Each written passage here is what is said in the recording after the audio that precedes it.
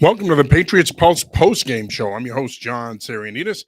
And as always, I'm joined by my partner, Kevin Stone, and we will be joined momentarily by WEI's John Lyons. Kevin, another interesting afternoon at Gillette Stadium. So, look, the way I wrote it today, I just posted a story at anyfootballjournal.com. They're bad, but at least they're entertaining, right? Like, after last year, I didn't know if it could get worse. I don't necessarily know if this is worse. It's more soul crushing, I think, than anything else. Um, look, there's still positives to take away, and that's probably the most frustrating thing. You look at Drake May's numbers, and we'll get into those, and you look at the total offense. I think it was I'm trying to find it right now, just off the top of my head. They had like almost 400 yards of offense. They had over 400 yards of offense. So again, there's reason to believe that things are going in the right direction. But again, the NFL is a results based business. You're 3-10, and worst case of worst of all, you're now going on a bye with 4 weeks left. If there wasn't a mental checkout factor now, what's it going to be? Coming off that bye week, heading out to Arizona, and then coming home to freeze your ass off for 2 games and going to Buffalo as well. So um, frustrating, obviously. But again, I try to take the positives out of this. Um, there are plenty of negatives, as we all know, but I do still think they're going in the right direction, as weird as that sounds. Yeah, and of course they lose 25-24. Of course, Colts are able to score with 12 seconds left when Anthony Richardson hit Alec Pierce on a touchdown pass in the left corner of the end zone. Richardson would then keep it on a power read play for the 2-point conversion. Kudos to Shane Steichen for having the cojones to go for it there, go for the win. That's the stuff that endears you to your players, and certainly if you're in this Colts locker room after this game, you can't help but have even more respect for your head coach that he had the cojones to go for it and win the game in that situation. And while I agree with you that there's a lot of positives there, and there's a lot of positives to take out of a 3-10 season so far, the negatives outweigh the positives. I think we would all universally agree that there's more negatives with positives with this football team. Before we get into that, and again, John Lyons will be joining us here momentarily. We know that you have several other great options out there for your Patriots post-game coverage. We know that those options are readily available. So are we, though. Feel free to join the conversation. We'd love to hear from you.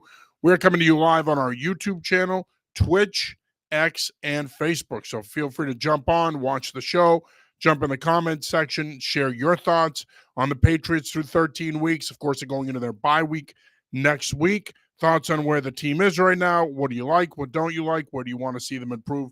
Plenty to talk about. So, again, feel free to join the conversation after today's 25-24 loss at the hands of the Indianapolis Colts. And Kevin, I think one of the things that I think is important to point out here is that, they played well enough to win throughout the course of this game. But to me, this game got lost in the first half in many ways because you, in essence, left 14 points on off the scoreboard, if you will. You had the penalty on Ramondre Stevens' touchdown. You had a missed opportunity right before the end of the half to score again. You end up settling for a field goal, which Joey Slye misses. He missed a 25-yard field goal. So in many ways, yes, you'd like to look at this game and say, okay, well, they lost it with 12 seconds left, and then Richardson got the 2-point conversion. But in my opinion, I think this game was lost before that. God, yeah. And Drake May said as much after the game. He point blank said, you can't go down the red zone 4 times and only come away with a field goal, I think it was. So, yeah, I couldn't agree more. And it's sort of been a theme all year. Excuse me. It's been a theme all year. Just missed opportunities. And we can talk about the penalties now. We might as well. That's ultimately why you didn't score. You kept hurting yourself. Excuse me. Several times in the red zone, you screwed yourself. Holding call after holding call. You had an illegal shift, I believe, on Pop Douglas at one point. It's 2 steps forward and 3 steps back for this team, which is even more annoying. But and look, I've asked you and John Lyons this. Excuse me. I don't know how many times at this point. At what point are the penalties on the players? The coaches can only say, And I respect Gerard Mayo for coming out and continuing to say, yeah, the penalties are an issue. The penalties are an issue. At some point, the players just have to take ownership and be locked in. And it's the same guys, too. Like the entire offensive line, I believe, except Ben Brown, had a penalty today, or at least one. But Darren Lowe, how many holding calls does he have this season? Leighton Robinson, I don't necessarily want to put it on him, especially I believe it was his first career start. But again, it's just the lack of discipline, the lack of focus. They're screwing themselves, and especially in the red zone, it's hard to watch, man. It's annoying. No, it definitely is. And as far as penalties and how many they had in yardage, 7 penalties for 88 yards. Some of those penalties came at inopportune times that ended up ultimately costing them points. And again, when you're a bad football team, you find ways to lose football games. That's just the reality of it. And right now, their record is 3-10. They're a bad football team, and they're losing games like a bad football team, and it's frustrating. I understand that if you're a Patriots fan, to have to watch them blow games like they did today. But I think at the end of the day, this is who they are, and this is life for the rookie head coach. This is life for the rookie quarterback.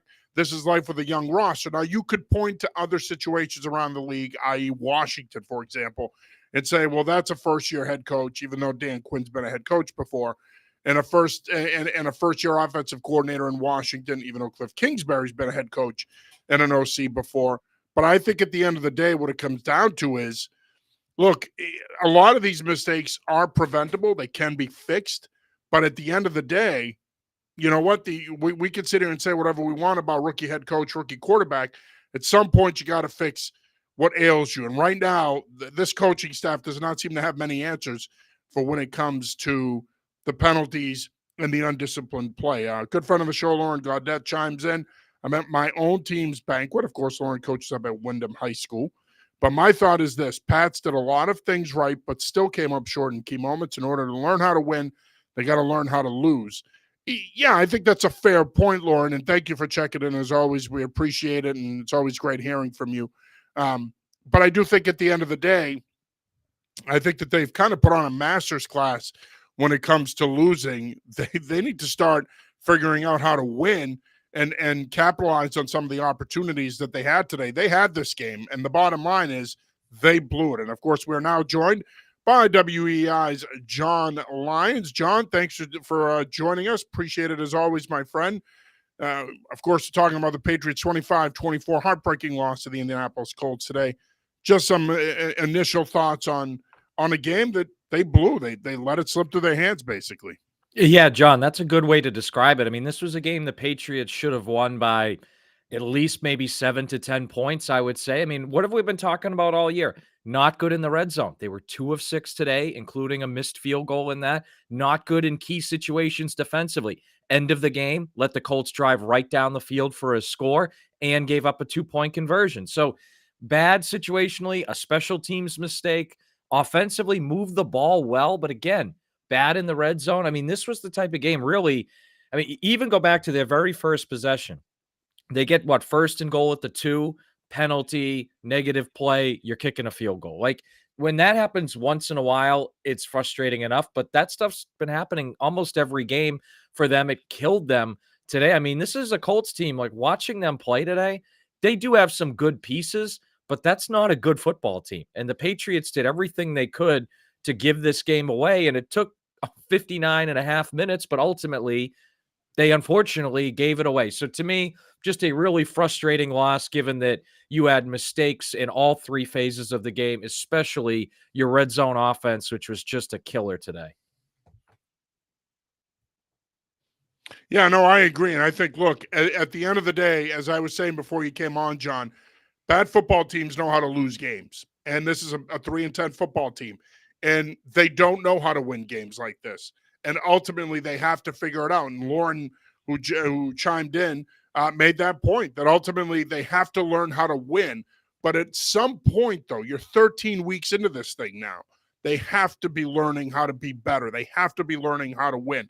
We're seeing a lot of the same mistakes, particularly the undisciplined play, the penalties, the turnovers. Drake made through another interception today. Now, you can make the argument that may not have necessarily been his fault, but nonetheless, it still counts on the stat sheet. So again, we could sit here and talk about rookie head coach, rookie quarterback, got to learn how to win, can't lose a game like this all we want. But the fact of the matter is they are losing games like this. And this is who they are. And look, this was supposed to be one of their last few opportunities to win another 1 or 2 games. Now you're really down to one more game. You got to go out to Arizona after next week's bye. That's a winnable game. They suffered a tough loss themselves today. But after that, you got Buffalo twice and the Chargers. Games that I just don't think you can win. Both of those teams have a lot at stake, despite the fact that they beat the Bills last year and they only lost to the Chargers 6-0. It's conceivable now. We talked about this last week that this team could legitimately finish 3-14. Yeah, and like they had 422 yards of offense today, guys. 200 yards rushing. I mean, before the season, what did we say? If they can run the ball and play decent defense, that's how they're going to win. That's how they beat Cincinnati. That's how they beat Chicago, right? But you miss a field goal, you throw an interception in the red zone, which really Hunter Henry maybe should have had that one. I don't really put that one on me, but you throw an interception in the red zone defensively, you can't execute in the key situations. Even again, how many times have we sat on this post game and talked about end of first half execution? Hurt them again today, the end of the first opportunity for points.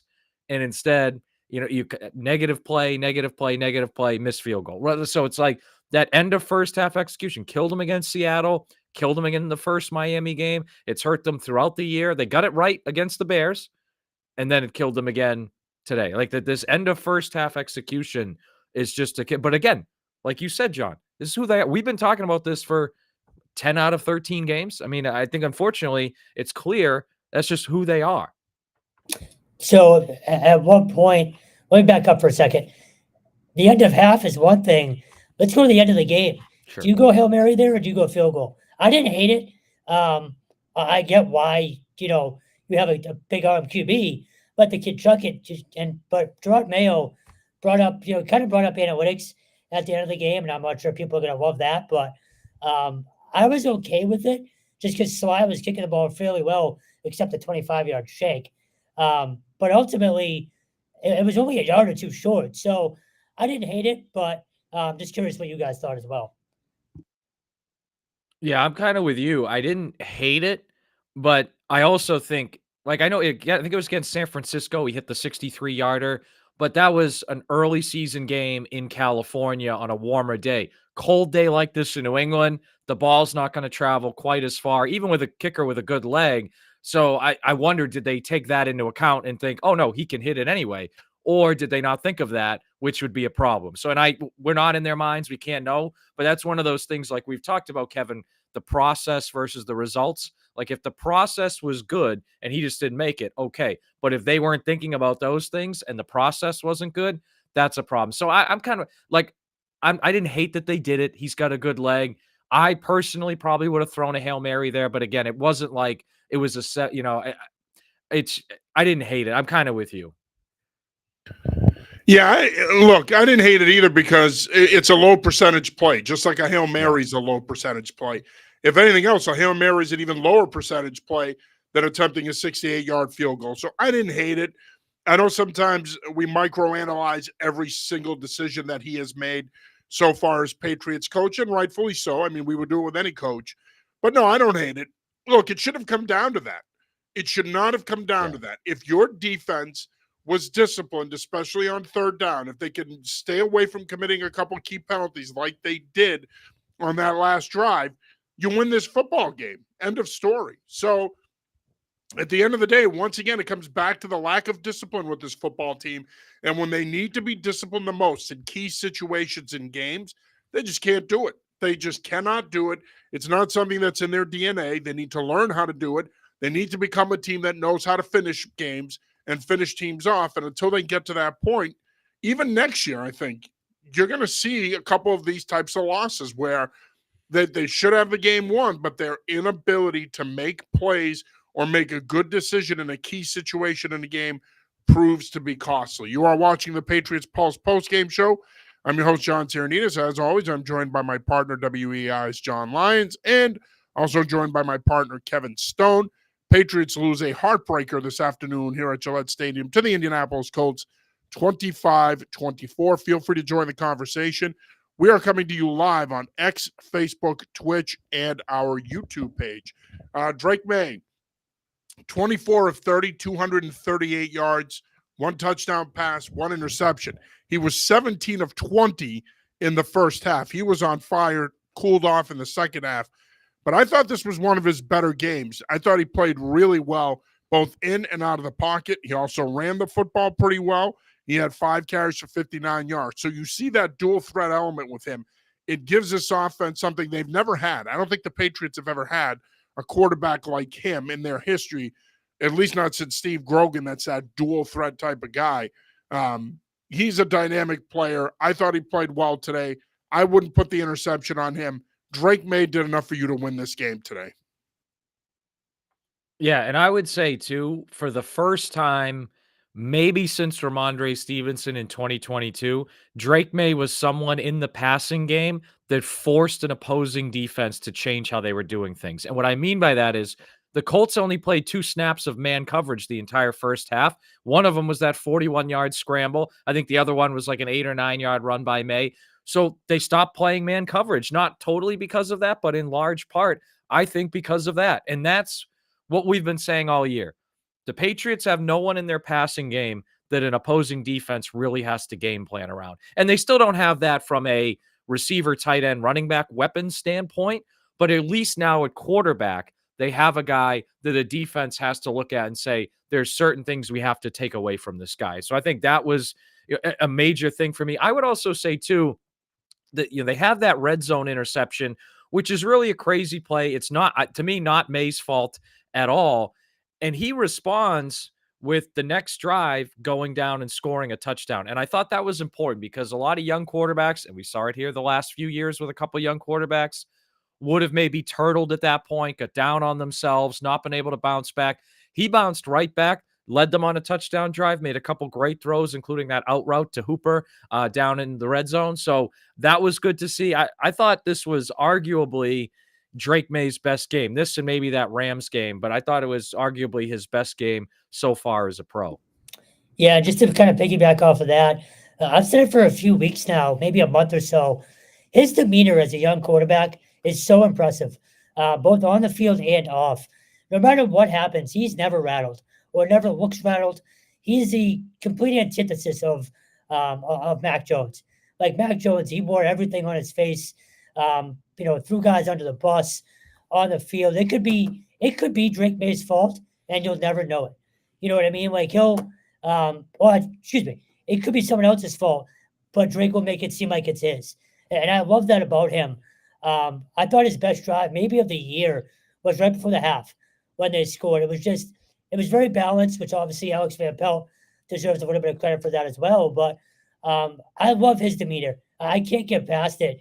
Again, after watching what Mac Jones did the last few years, even if you're a losing team at 3-10, I feel like guys are going to be more willing to put themselves out there for him, knowing that if they screw up, he's got their back.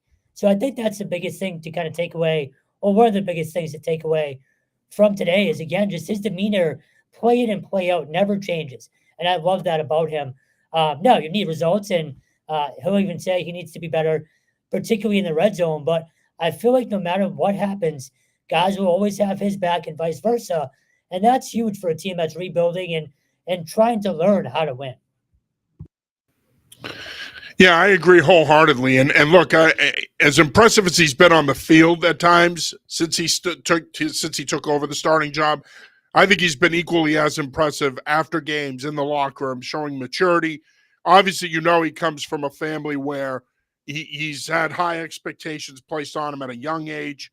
He's been around sports. His older brother's played sports, so he knows how to be a pro, and that shows. It comes through. Biggest concern with the kid right now is taking care of the football, which you can work on. You can fix that. Outside of that, to me, from a developmental standpoint, he's above and beyond where I thought he would be up until this point. Remember now, for most of the offseason, we kept saying that this is when they were probably going to start him, right around the bye, either a game or two before or right after the bye. Well, he's been the starting quarterback now for 6+ weeks. So you know what? They started him ahead of schedule, but at the end of the day, that proved to be the right decision because he's been pretty good outside of the issues with taking care of the football.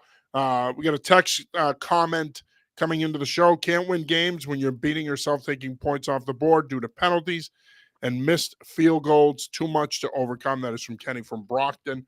Yeah, I mean, like we talked about earlier, that this team is redefining ways to lose, and they need to figure out a way to finish. They need to figure out a way to win games, close games. That's what separates contenders from pretenders. And right now, they're nowhere near a contender. Heck, I don't even think they're a pretender right now. But at the end of the day, today's game, they should have won. And you let them off the hook. And as I said to start the show, John, hat tip to Shane Steichen for having the coconuts to go for it there and go for the win. I give him a lot of credit. He put the ball in his best player's hands, and he let him do his thing. Speaking of his quarterback, Anthony Richardson, what a weird line, 12 of 24 for 109 yards. He had 2 touchdowns and 2 interceptions.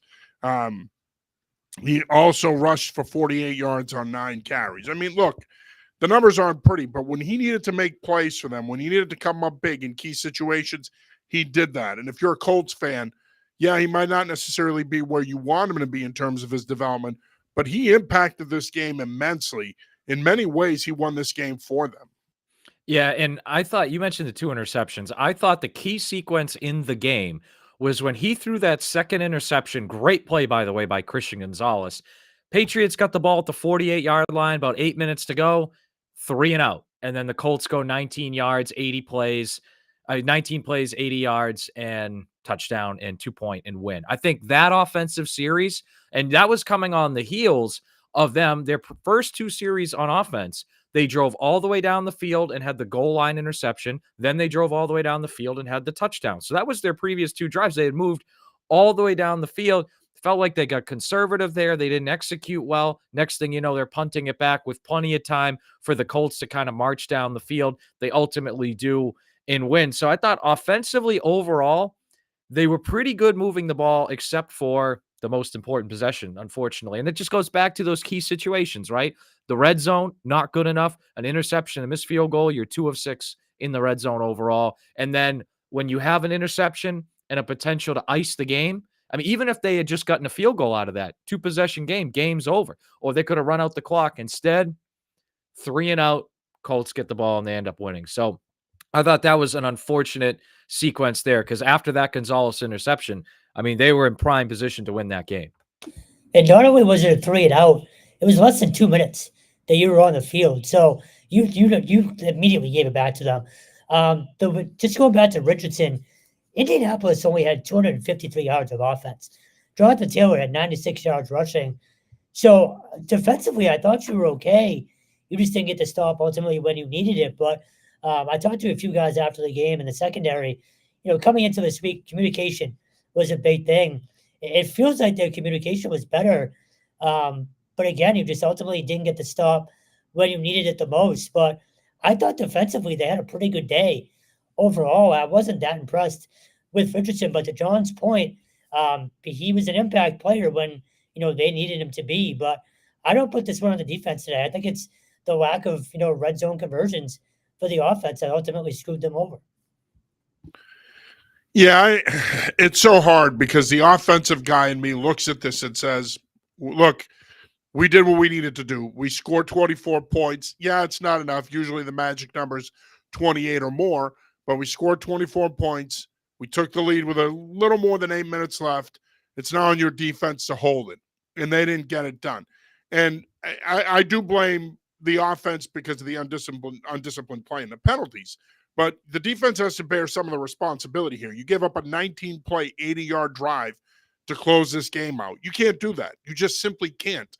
And I don't. And I know I will readily admit I'm biased, that I'm an offensive guy.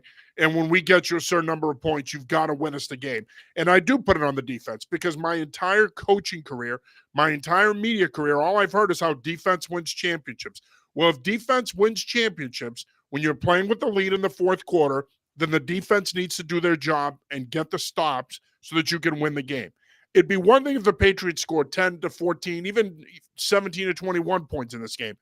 I felt that they got you enough points that you should have won this game. Your defense, which is supposed to be the strength of your team, once again came up short like they have throughout this year. They're not the same unit they were in recent years. And at the end of the day, it proved to be costly and you lost. Sure, there were other things you did, but let's be objective here for a sec. Your quarterback goes 24 of 30. He's 24 of 30 for 238 and a touchdown pass. You rush for 200 yards. You have over 400 yards of offense. Even though the penalties cost you 2 other scores, on paper, your offense did what they needed to do for you to win this game. Ultimately, the undisciplined play and your defense let you down, and that's why you're now 3-10, and you botched an opportunity to pick up a much-needed win. Yeah, and I would also say don't let special teams off the hook. I mean, you missed a chip shot field goal that would have put you up 19-14 right before the half. Might be a totally different game if that's the case. And I think that's a great, not to cut you off, John, I think you bring up a great point there. He's got to make that kick. I mean, it's crazy. One of us can make that kick for Christ's sake. And last year, I think the Patriots are one of only 3 teams to miss multiple field goals inside 30 yards.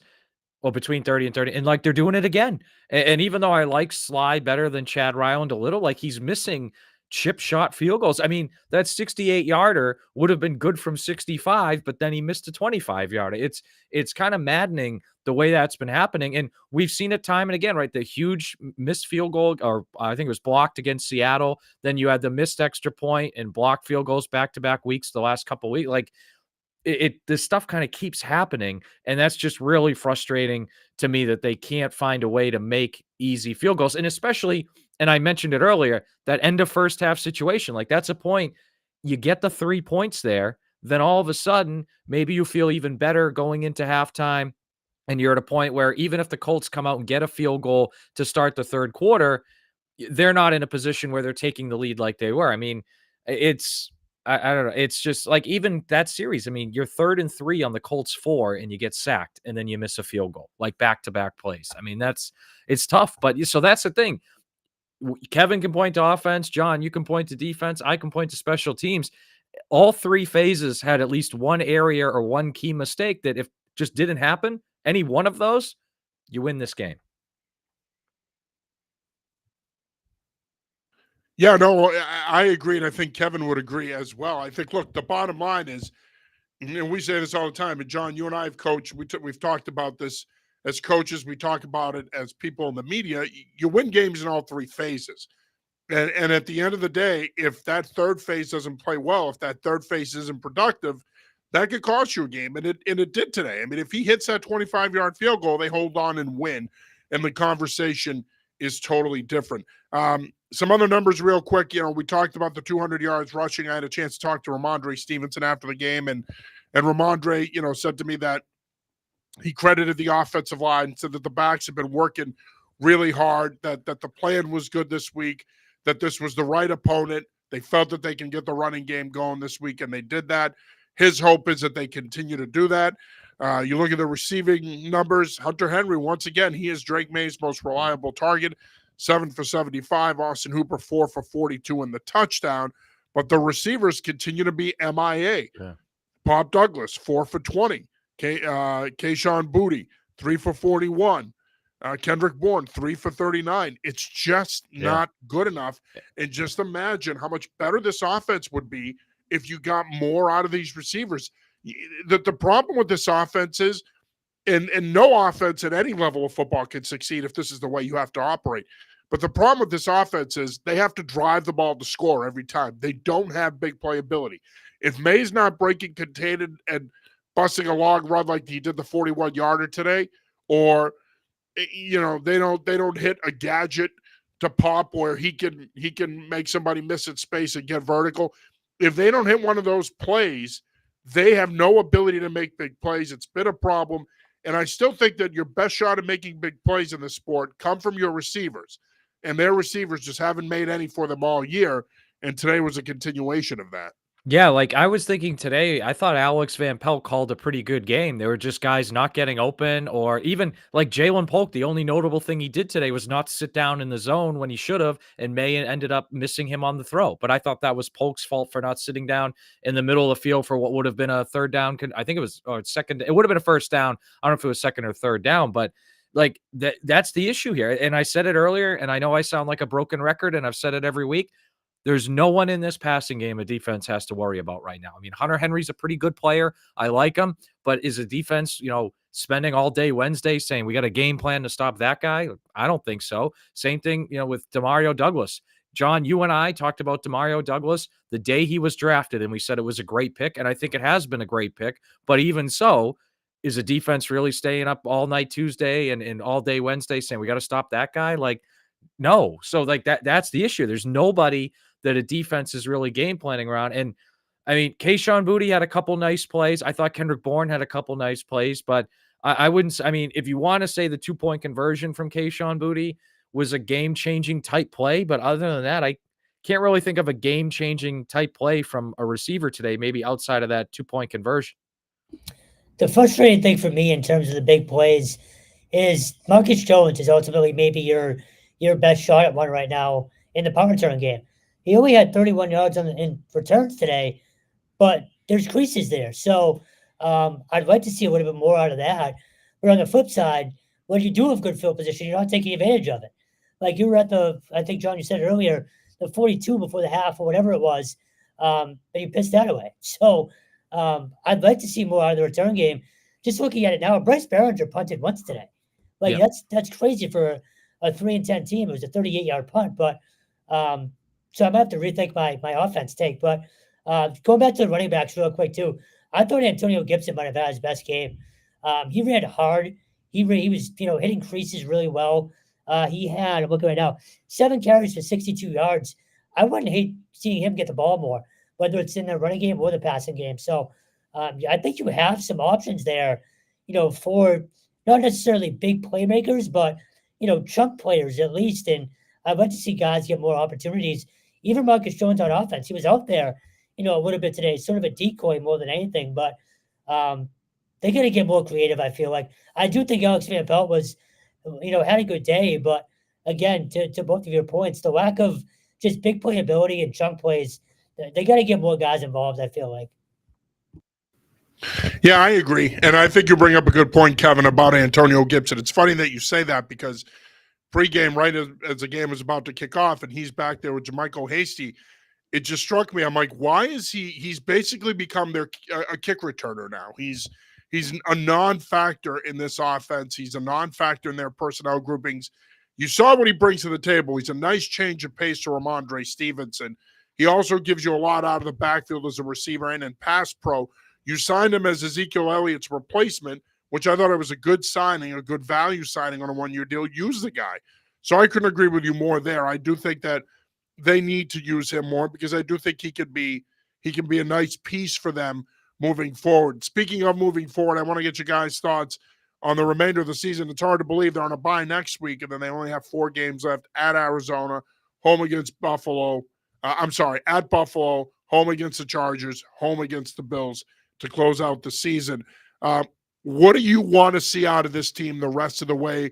What are you hoping they accomplish heading into the offseason? Yeah, it's a great question because I felt all along that the most important things you could get out of this season was to walk away from it feeling good about Drake May as the future quarterback and good about Gerard Mayo as the future head coach. And I think right now, at least for me, I feel good about Drake May as the future quarterback. I would still want to see him improve the ball security, right? No strip sacks today. I want to see him go through the rest of the year and not get strip sacked. One interception today. I want to see him go through the rest of the year, limit the amount of turnovers. And I want to see that him and the offense execute in the red zone at a higher level. And I know they don't have a lot of talent. They're not going to go 4 for 4 in the red zone every game. Can you go 2 for 3? Can you go 3 for 4? Or can you even go, 3 for 5? Something like that. Can you get me multiple touchdowns, 3 touchdowns a game in the red zone? Something like that. I want to see that.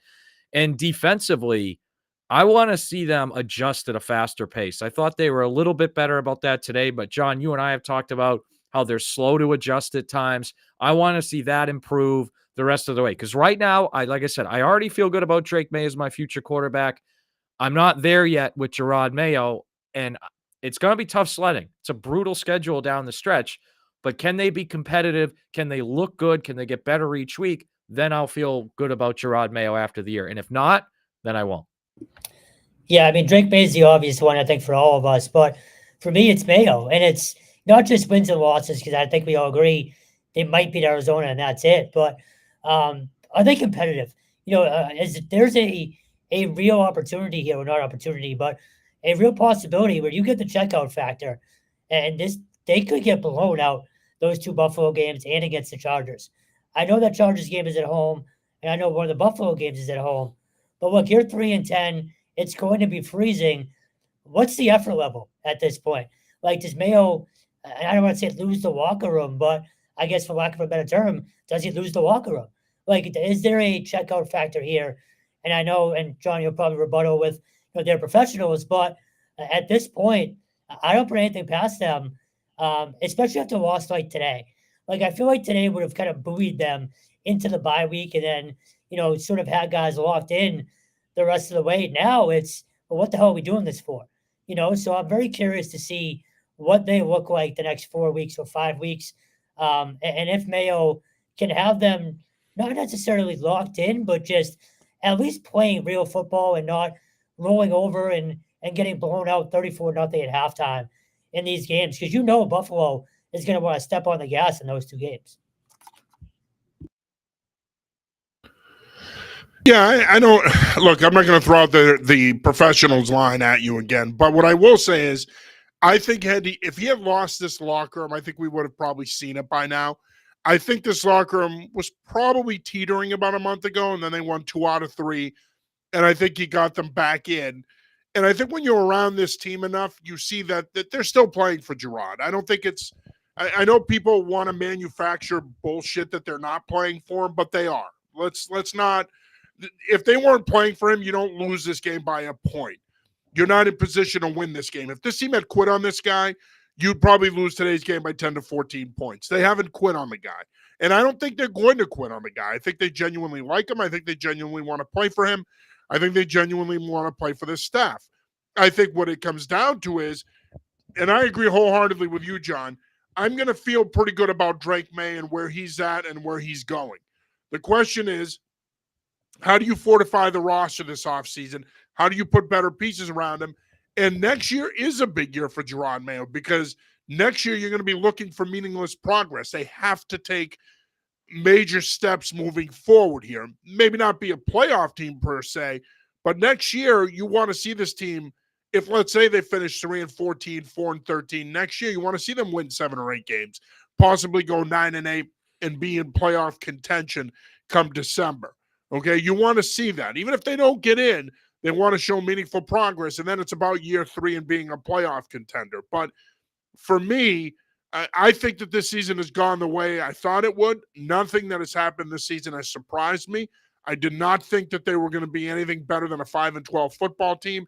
Doesn't look like they're going to get to that number either at this point, unless they beat Arizona and or the Chargers or split with Buffalo. But I think at the end of the day, as long as they're competitive and as long as May continues to develop, starts doing a better job of taking care of the football, they're going to, you take what you can get out of it, which is they'll probably end up finishing 3-14, 4-13. You'll end up with a top 3, top 4 pick again. And then at that point, it's okay, fine. You knew this was going to be a bridge year. How do you fortify the roster and how do you improve next year? They're going to have plenty of cap space. They're going to have plenty of draft capital. They're going to have high-end draft capital. Now it's about continuing to build the roster and fortifying the roster and finding a way to take those next steps into playoff contention. But I think we all universally agree that Mayo is the bigger question mark here. So far, and he could end up in a sophomore slump next year, but so far, from what we're seeing, Drake May is the franchise quarterback that this franchise needed. Now it's a matter of meshing that with the coaching and making it work. All right, gentlemen, final thoughts here before we wrap it up. Yeah, my final thought is I want to see them come out of the bye week executing in key situations a little bit better. Again, we know the talent's not there. They're not going to get them all, but those end of first halves, those end of games, when they play Arizona, when they play Buffalo, those next couple games, Can they execute those situations better than they have been throughout most of this year? That's really the biggest thing I'm watching for. And the development of young players. The rest of the way, I want to see Jalen Polk get opportunities. I'd like to see Javon Baker. If Caden Wallace comes back, I want to see some of those. Alex Austin, who I thought played really well today at corner. I want to see him get more opportunities because you're officially eliminated from playoff contention. So let me see what some of these young guys can maybe do and what they can build on for next year. For me, just because so much was made of it last week in Miami with the locker room and guys laughing after the loss. John Tierney, you can back me up on this. It looked and sounded like a wake in there today. We walked in and, we walked right past Ryan Tobias Walker, head in hands, guys just sort of staring blankly ahead. So I guess I'm kind of contradicting my checkout factor point, but I do think they care. It's just a matter of I wonder if there was, I don't want to say a put on, just because of what was made of it last week, but it was a somber locker room, maybe more so than you would think for a team that's 3-10 and clearly used to losing at this point. So that's a positive, I guess you can take away, is that there is still a give a damn factor, I think. But I was surprised at how, I guess, somber it was in there today. I wonder if it'll kind of play into their preparation moving forward. Yeah, I mean, I'm not surprised that it was a somber mood after the game. You lost a heartbreaker. I mean, these games, look, I say this all the time, and John, you can relate to this. I think what makes football so uniquely different than any other sport is you're not playing 3-4 times a week here, where if you lose on a Monday, you can come back and play on a Wednesday and win and get back on track. Here, you're playing once a week. There's a ton of hours involved in the preparation process, both in terms of coaches and players. So when you lose a game like this, it's devastating, especially knowing you're not playing next week. You're going into a bye. Yeah, I don't think there was anything fake about what we saw in the locker room today. I think these guys were genuinely upset, genuinely pissed off. They wanted to win this game. They felt that they had the game in their hands, and they let it slip away. And at the end of the day, that's what you want to see. As I've said all along, you don't want to plant the seeds of losing here. You don't want to cultivate a losing culture, because if you do that, I don't care who the head coach is, it's going to be hard to get that out of the soil. It's going to be, once that losing culture seeps into the soil, you can't get it out. It takes a long time to extract it. So you don't want that. You want competitive guys that give a damn and want to win games. And I think that they have those guys in the room. It's just, I think they need more of them, and I think they need more talent. And I think once they get that, then I think you're going to see better results moving forward. All right, gentlemen, great job as always. I appreciate your time. We'll be back with you guys in 2 weeks. Patriots are on a bye next week. No games, so there's nothing for us to talk about. So we'll be back in 2 weeks after that Arizona game. Again, Patriots fall to the Indianapolis Colts today here at Gillette Stadium, 25-24 in heartbreaking fashion. For John Lyons and Kevin Stone, I'm John Tierninas. Till next time, which will be in 2 weeks. Peace.